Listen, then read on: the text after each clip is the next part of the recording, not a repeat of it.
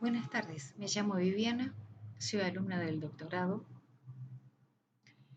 y esta tarde voy a hablar del texto de Serenidad de Martin Heidegger. Este texto participa del género epistolar y fue pronunciada por Heidegger el 30 de octubre de 1955 en Mesquerich como parte de los actos conmemorativos del 175 aniversario del nacimiento del compositor Croissant. Konradin Croissant. En dicho escrito, no solo conmemora, sino que también celebra y pronuncia la reivindicación del pensar sereno, el pensar meditativo. Se pregunta, ¿qué pensar y qué decir en una celebración conmemorativa dedicada a un compositor? Teniendo en cuenta que era un compositor y que la música habla más que las palabras. Es la celebración con la música y canto, una celebración conmemorativa, una celebración donde pensamos. Entonces va a responder, la celebración conmemorativa exige que pensemos. Todos nosotros, incluso aquellos profesionales del pensar, todos somos con mucha frecuencia pobres del pensamiento. Estamos todos en demasiada facilidad faltos de pensamiento. La falta de pensamiento se encuentra y está muy acorde con la celebración conmemorativa. Es un huésped de la falta de pensamiento, es un huésped inquietante que en el mundo de hoy entra y sale por todas partes. Porque hoy en día se toma noticia por el camino más rápido y económico y se olvida en el mismo instante con la misma rapidez. Así un acto público sigue a otro. Las celebraciones conmemorativas son cada vez más pobres de pensamiento. Sin embargo, aunque seamos faltos de pensamiento, no renunciamos a nuestra capacidad de pensar, porque el hombre en el fondo de su esencia posee la capacidad de pensar. Tiene espíritu y entendimiento y está destinado y determinado a pensar. La creciente falta de pensamiento reside así en un proceso que consume la médula misma del hombre contemporáneo. Su huida ante el pensar. Esta huida ante el pensar es la razón de la falta de pensamiento. Esta huida ante el pensar va a la par del hecho de que el hombre no quiere ver ni admitir y niega rotundamente esta huida ante el pensar. Dirá que nunca en ningún momento se han realizado planes tan vastos, estudios tan variados, sofisticados, investigaciones tan apasionadas como hoy en día. Ciertamente este esfuerzo de sagacidad y liberación tiene una gran utilidad. Un pensar de este tipo es imprescindible y peculiar. Su peculiaridad consiste en que cuando planificamos, investigamos y organizamos, contamos ya siempre con circunstancias dadas. Las tomamos en cuenta con la calculadora intención de unas finalidades determinadas. Contamos de antemano con determinados resultados. Este cálculo caracteriza a todo pensar planificador e investigador. Semejante pensar sigue siendo cálculo aún cuando no opere con números ni ponga en movimiento máquinas de sumar ni calculadoras electrónicas. El pensar que cuenta, calcula posibilidades, probabilidades continuamente nuevas, con perspectiva cada vez más ricas y a la vez más económicas, corre sin detenerse. Nunca se para a meditar. El pensar calculador no es un pensar meditativo, no es un pensar que piensa en pos del sentido que impera en todo cuanto es. Hay así dos tipos de pensar para Heidegger, cada uno de los cuales es a su vez, a su manera, justificado y muy necesario. El pensar calculador y la reflexión meditativa. El hombre de hoy huye ante la reflexión meditativa. Podría ser que huye por considerarla como no útil para acometer los asuntos corrientes, para solucionar los problemas cotidianos, como que no aporta beneficio a las relaciones de orden práctico, por ser está demasiado elevada para el entendimiento humano. El pensar meditativo exige un esfuerzo superior, un largo entrenamiento, requiere cuidados más delicados que cualquier otro oficio. Para ello el hombre debe ser como el campesino. Eso dice Heidegger, debe ser como el campesino, debe saber esperar a que el brote y la semilla lleguen a madurar.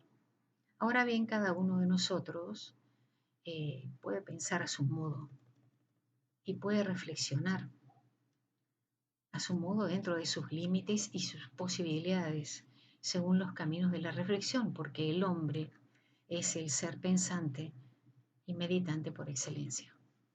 Así que no necesitamos de ningún modo de reflexión elevada, es suficiente que nos demoremos junto a lo próximo, a lo cercano, y que meditemos acerca de lo más próximo, acerca de lo que concierne a cada uno de nosotros, aquí y ahora. Es decir, en este rincón de la tierra natal y a esta hora presente del acontecer mundial. Si nos disponemos a meditar, ¿qué es lo que nos sugiere esta celebración? Que en este caso ha florecido una obra de arte en la tierra natal. Si nos seguimos preguntando, dice Heidegger, ¿no depende el florecimiento de una obra del arraigo a un suelo natal? No volvemos aún más pensativos y preguntamos, ¿aún prevalece el espíritu meditativo en la tierra natal? ¿Hay todavía tierra natal de fecundas raíces sobre cuyo suelo puede el hombre asentarse y tener así arraigo? Otras personas emigraron y fueron atrapados en el ajetreo de las grandes ciudades, obligados a establecerse en el desierto de los barrios industriales. Se olvidaron de su tierra natal y se volvieron extraños a esa tierra natal. Y los que permanecieron en ella, en muchos aspectos, están aún más desarraigados que los exiliados. Cada día, a toda hora, están hechizados por la radio y la televisión, que simulan un mundo que no es un mundo alguno. Entonces, ¿qué sucede entre los que fueron expulsados de su tierra natal y entre los que permanecieron en ella? La respuesta es el arraigo del hombre de hoy está amenazado en su ser más íntimo. Aún más, la pérdida del arraigo no viene simplemente causada por las circunstancias externas y el destino, ni tampoco reside en la negligencia y la superficialidad del modo de vida de los hombres. La pérdida del arraigo procede del espíritu de la época. Entonces, ¿puede el hombre prosperar desde una fértil tierra natal y elevarse al éter, esto es, a la amplitud del cielo y del espíritu? ¿O es que todo irá a parar a la planificación y comunicación y organización de empresa automatizada? Nuestra época se ve amenazada por la pérdida del arraigo. ¿Qué acontece propiamente en esta época? ¿Qué es lo que la caracteriza? La época se denomina la era atómica. Se caracteriza por la bomba atómica. Se mira el negocio atómico como la nueva felicidad. La ciencia atómica no se mantiene al margen. Proclama públicamente esta felicidad. En el caso de que nos dejemos satisfacer por la citada afirmación respecto a la ciencia, permaneceremos alejados de una meditación acerca de la época presente. ¿Por qué? Porque olvidamos reflexionar, porque olvidamos preguntar. ¿A qué se debe que la técnica científica haya podido descubrir y poner en libertad nuevas energías naturales? Se sabe que desde hace un tiempo tiene lugar una revolución en todas las representaciones cardinales.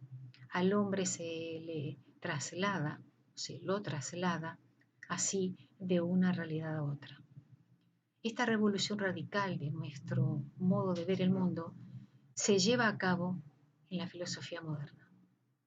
De ahí nace una posición totalmente nueva del hombre en el mundo y respecto del mundo y respecto al mundo. Así el mundo aparece como un objeto a que el pensamiento calculador dirige sus ataques. La naturaleza se convierte así en una única estación gigantesca de combustible, en fuente de energía para la técnica y la industria modernas. El poder oculto en la técnica moderna determina la relación del hombre con lo que es. Este poder domina la tierra entera.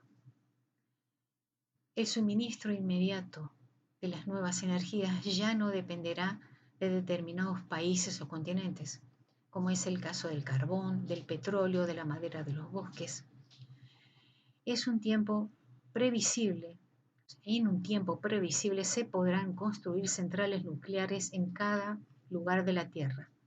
Así la pregunta fundamental de la ciencia y de la técnica contemporánea no reza ya de dónde se obtendrán las cantidades suficientes de carburante y combustible, sino que la pregunta decisiva es de qué modo podremos dominar y dirigir las inimaginables magnitudes de energía atómica y asegurarle a la humanidad que estas energías gigantescas ya no van a explotar en ningún lugar y aniquilar todo.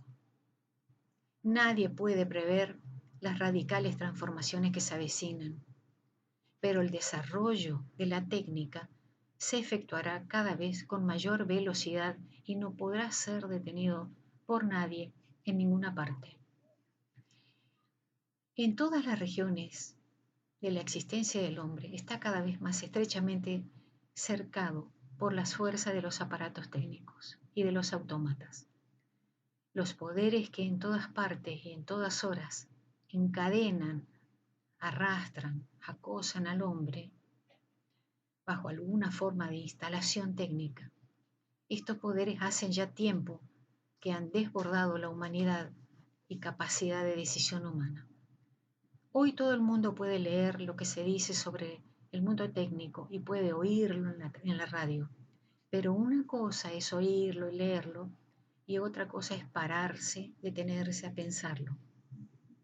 Ningún individuo, ningún grupo humano ni comisión, aunque sea de eminentes hombres de Estado, investigadores y técnicos, ninguna conferencia de directivos de la economía y la industria pueden ni frenarán ni encauzarán siquiera el proceso histórico de la era atómica. Ninguna organización exclusivamente humana es capaz de hacerse con el dominio sobre la época. Así el hombre de la era atómica se ve tan indefenso como desconcertado a la irresistible preponderancia de la técnica, y efectivamente lo estaría si el hombre de hoy desistiera de poder, o sea, de poner en juego, un juego decisivo, el pensar meditativo frente al pensar meramente calculador. Pero, una vez despierto, el pensar meditativo debe obrar sin tregua, aún en las ocasiones más insignificantes, porque ninguna ocasión es insignificante. Ella nos da que pensar algo particularmente amenazado en la era atómica, el arraigo de las obras humanas. ¿Cuáles serían el suelo y el fundamento para un arraigo venidero? Lo que buscamos con esta pregunta tal vez se halla muy próximo. Para los hombres el camino a lo próximo es siempre lo más lejano y por ello lo más arduo, lo más difícil. Este camino es el camino de la reflexión. El pensamiento meditativo requiere de nosotros que no nos quedemos atrapados unilateralmente en una representación, que no sigamos corriendo por una vía única en una sola dirección. El pensar meditativo requiere que nos comprometamos en algo porque ese algo nos afecta, nos interpela. Para todos nosotros, las instalaciones, aparatos y máquinas del mundo técnico son hoy indispensables. Sería necio arremeter ciegamente contra el mundo técnico. Sería miope querer condenar el mundo técnico. Dependemos de los objetos técnicos. Nos desafían incluso a su constante perfeccionamiento. Sin darnos cuenta, nos encontramos tan atados a los objetos técnicos que caemos en la relación de servidumbre con ellos. Pero también podemos hacer otra cosa, dice Heidegger. Podemos usar los objetos técnicos y servirnos de ellos de forma apropiada, pero manteniéndonos a la vez tan libres de ellos, de los mismos objetos, que en todo momento podamos desembarazarnos de ellos. Podemos usar los objetos tal como deben ser aceptados. Podemos decir sí al inevitable uso de los objetos técnicos y podemos a la vez decir no en la mirada en que rehusamos que nos requieran de modo tan exclusivo, que dobleguen y confundan y devastan nuestra esencia. Pero si decimos simultáneamente sí y no a los objetos técnicos, pregunta, ¿no se convertiría nuestra relación con el mundo técnico en equívoca e insegura? Heidegger dice todo lo contrario. Nuestra relación con el mundo técnico se hace maravillosamente simple y apacible. Dejamos entrar a los objetos técnicos en nuestro mundo cotidiano y al mismo tiempo los mantenemos fuera, o sea, los dejamos descansar en sí mismos como cosas que dependen de algo superior. Quisiera denominar esta actitud, dice Heidegger, con una palabra, la serenidad para con las cosas. Esa actitud del sí y el no. Con esta actitud dejamos de ver las cosas tan solo desde una perspectiva técnica. Ahora empezamos a ver que la fabricación y utilización de máquinas requiere de nosotros otra relación con las cosas. No sabemos qué significación atribuir al incremento inquietante del dominio de la técnica. El sentido del mundo técnico se oculta.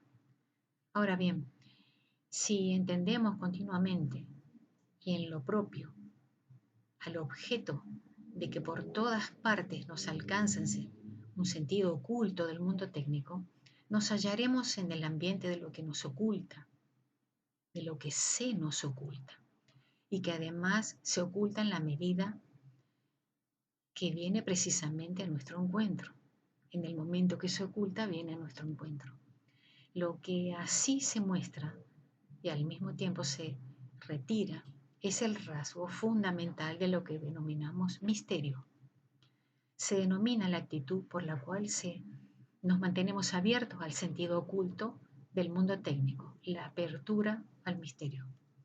El hombre se encuentra en una situación peligrosa en esta tierra, en este momento. ¿Por qué? Porque la revolución de la técnica que se avecina pudiera fascinar al hombre, hechizarlo, deslumbrarlo, cegarlo, de tal modo que un día el pensar calculador pudiera llegar a ser el único válido y practicado. Ese es el riesgo. Entonces, junto a la más alta y eficiente capacidad del cálculo que planifica e inventa, coincidirían la indiferencia hacia el pensar reflexivo. Una total ausencia de pensamiento significa eso. Y entonces, ¿qué hacemos? Entonces el hombre habría negado y arrojado de sí lo que tiene de más propio, a saber, que es un ser que reflexiona y que medita. Por ello hay que salvaguardar esta esencia del hombre. Por ello hay que mantener despierto el pensar reflexivo, meditativo. La serenidad para con las cosas y la apertura al misterio se pertenecen la una a la otra. No hacen posible resistir en el mundo, nos hacen posible resistir en el mundo de un modo muy distinto. La serenidad para con las cosas y la apertura al misterio nos abren la perspectiva hacia un nuevo arraigo. Solo que la serenidad para con las cosas y la apertura al misterio no nos caen nunca desde el cielo, no acaecen fortuitamente. Ambas solo crecen desde un pensar incesante y vigoroso, o sea, continuo. Cuando se despierte en nosotros la serenidad para con las cosas y la apertura al misterio, entonces podremos esperar llegar a un camino que conduzca a un nuevo suelo y fundamento. Este nuevo fundamento, la creación de obras duraderas, podría echar nuevas raíces. Así, así, de una manera cambiada, ya que es un nuevo fundamento, la creación de obras duraderas con nuevas raíces, y en una época modificada, podría nuevamente ser verdad lo que dice Johann Peter Hebel. Somos plantas, nos guste o no, que deben salir con las raíces de la tierra para florecer en el éter y dar fruto. Nuevamente, para finalizar, se podría decir que para que florezca verdaderamente, saludablemente la obra humana, el hombre debe poder elevar desde la profundidad de la tierra natal al éter. El éter significa aquí el, el libre espíritu, el libre cielo, la abierta región del espíritu.